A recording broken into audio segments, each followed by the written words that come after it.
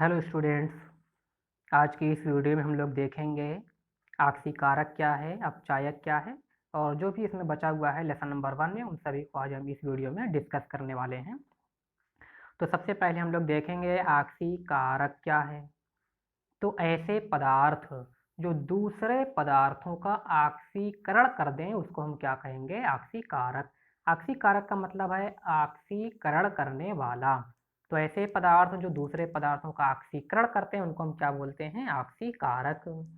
पहले हम परिभाषाओं को समझ लेते हैं, फिर अभी हम एग्जाम्पल को समझेंगे। फिर उसके बाद आते हैं अपचायक। अपचायक का मतलब होता है अपचयन करने वाला, यानी ऐसे पदार्थ जो दूसरे पदार्थों का क्या कर दे? अपचयन कर दे, तो उसे हम क्या कहेंगे? अपचायक कहेंगे। आइए देखते हैं एग्जाम्पल पर। देखिए यहाँ पर लिया हमने अमोनिया NH3 और यहाँ अमोनिया से बन गया देखिए क्या? NO यानी नाइट्रिक ऑक्साइड।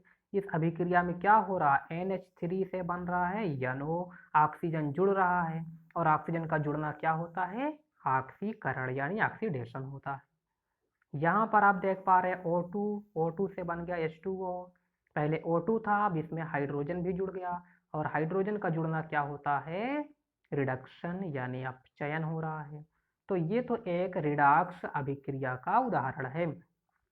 अब यहाँ पर हम लोग समझने की कोशिश करते हैं रिड्यूसिंग एजेंट और ऑक्सीडाइजिंग एजेंट के बारे में, यानी ऑक्सीकारक और अपचायक के बारे में। तो देखो ऑक्सीकरण किसका हो रहा है? अमोनिया का। इसी का तो देखिए ऑक्सीकरण हो रहा है, लेकिन इसका ऑक्सीकरण कौन कर रहा है? तो ये खुद से तो अपना ऑक्सीकरण नहीं करेगा, इसका ऑक्सीकरण कौन करेगा? जो इसके सामने होगा। इसके सामने कौन है? ऑक्सीजन है। अगर ऑक्सीजन ना होती तो ये अमोनिया का ऑक्सीकरण ना हो पाता। मतलब ये जो ऑक्सीजन है जब अमोनिया के पास जाएगी तभी तो अमोनिया का ऑक्सीकरण होगा।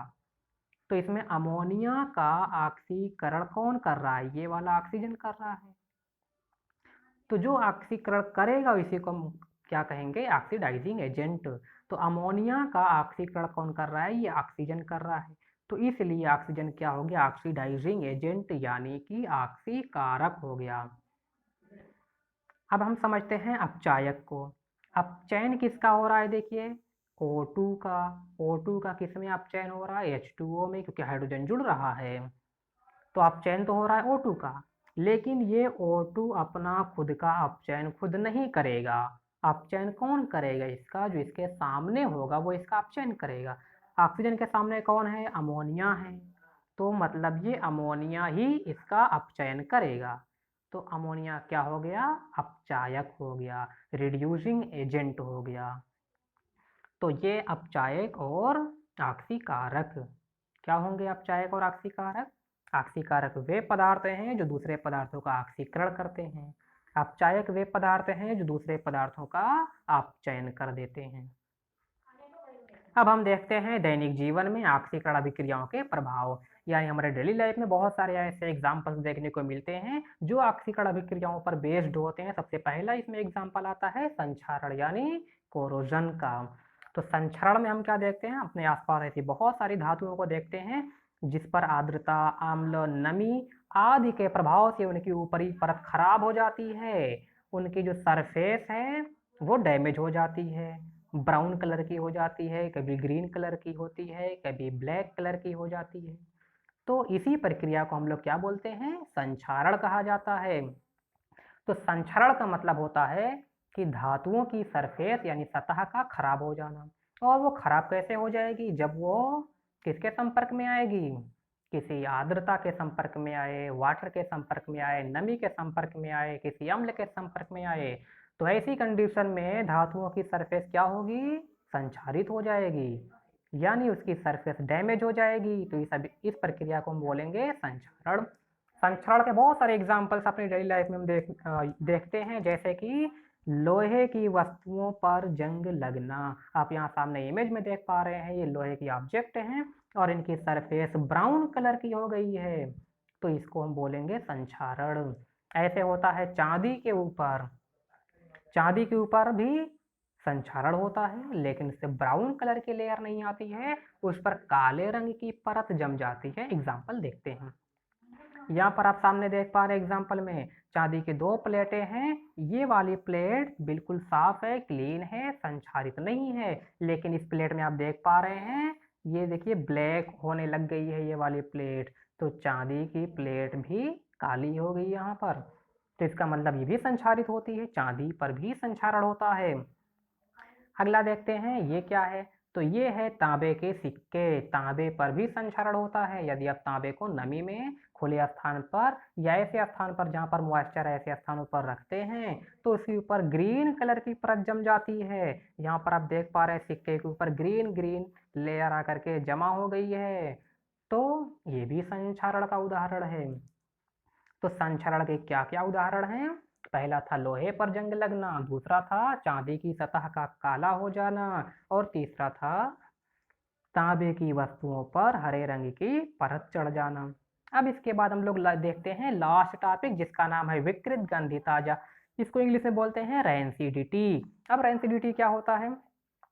तो बहुत सारे ऐसे पदार्थ हैं जिसमें वसा युक्त पदार्थ हैं वो या तैलीय पदार्थ हैं जो वायु के संपर्क में आते हैं तो उनका ऑक्सीकरण हो जाता है, जिससे उनका स्वाद बदल जाता है, उनकी गंध बदल जाती है। तो इस प्रक्रिया को हम बोलते हैं विकृत गंधिता। तो विकृत गंधिता का मतलब क्या होता है? वसा युक्त पदार्थ जब वायु के संपर्क में आते हैं तो उनका स्वाद और उनकी गंध बदल जाती है। तो इसी प्रक्रिया को हम क्या बोलेंगे? विकृत गंधिता यानी रैंसिडिटी। अब विकृत गंधिता को हम कैसे रोक सकते हैं? तो इसको रोकने के कुछ उपाय हैं। सबसे पहला उपाय इसका है प्रतिऑक्सीकारक यानी एंटीऑक्सीडेंट का उपयोग करके। प्रतिऑक्सीकारक ऐसे पदार्थ होते हैं जो किसी पदार्थ में ऑक्सीकरण प्रक्रिया को रोक देते हैं। इसीलिए आपने देखा होगा कि चिप्स के पैकेट के अंदर नाइट्रोजन गैस भरी होती है। एक्चुअली वो जो भरा होता है वो एयर नहीं होता है बल्कि इसमें नाइट्रोजन गैस भरी होती है। तो फिर बात आती है कि चिप्स के पैकेट के अंदर नाइट्रोजन गैस को क्यों भरा जाता है? क्योंकि जो नाइट्रोजन गैस होती है वो एक ऑक्सीकारक का काम करती है। अब चिप्स में जो भी मटेरियल्स होते हैं उनके ऑक्सीकरण को रोकने का काम करती है नाइट्रोजन गैस। इसीलिए चिप्स के पैकेट को नाइट्रोजन गैस से भर दिया जाता है। फिर दूसरा तरीका क्या हो सकता है विकृत गंधिता को रोकने का? तो ये हो सकता है कि हम फूड मटेरियल्स को, खाद्य सामग्री को वायुरोधी बर्तन में बंद करके रखें, यानी ऐसे बर्तन में रखें जिसमें वायु प्रवेश ना कर सके। फिर तीसरा तरीका होता है वायु के स्थान पर नाइट्रोजन गैस द्वारा। जैसा कि हमने बताया, आप नाइट्रोजन गैस को देख सकते हो चिप्स के पैकेट के अंदर। और चौथा तरीका हो सकता है शीतलन द्वारा, यानी फूड मटेरियल्स को किसी ऐसे स्थान पर रखा जाए जहां का टेम्परेचर काफ़ी कम हो, यानी फ्रीज वगैरह के अंदर रख करके। तो ये होते हैं विकृत गंधिता को रोकने के उपाय। तो यहाँ तक लेसन नंबर 1 कंप्लीट होता है। अब आप लोगों की ये जिम्मेदारी है कि आप लेसन नंबर 1 को खूब अच्छे से प्रैक्टिस करें, उसको लर्न करें।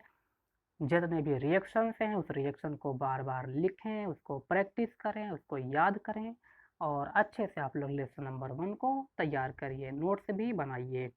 Thank you.